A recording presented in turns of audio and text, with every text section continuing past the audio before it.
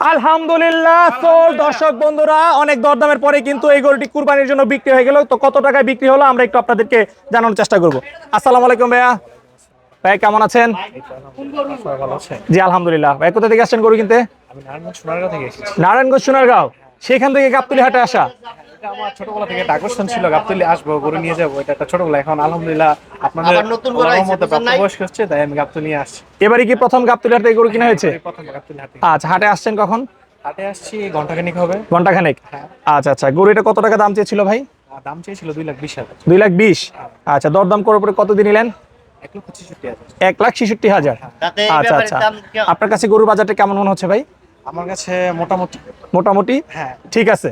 ঠিক আছে, যারা নিতে পারবে তারা নিতে পারবে। আবার অনেক ব্যাপারই আছে কাস্টমারদের সাথে ঠিকঠাক ভাবে লেনদেন করে না, তখন কাস্টমাররা একটু নারাজ হয়ে যায়, এরকম বিষয়টা। কিন্তু ব্যাপারীরা যারা স্থায়ী ব্যাপারী আছে তারা খুব ভালো, তাদের বিহেভিয়ার ভালো। তাতে আটের ভিতরে কি গুইরা 1 ঘন্টার ভিতরে গুইরা দেই, হ্যাঁ তাতে আমি কি বেশি চাইছি না কম চাইছি? না, উনি আলহামদুলিল্লাহ ভালো দাম চাইছে। আচ্ছা, গরু কিনে খুশি তো ভাই? হ্যাঁ আলহামদুলিল্লাহ। আচ্ছা আলহামদুলিল্লাহ, ভাই গরু কিনে খুশি, আমরাও খুশি।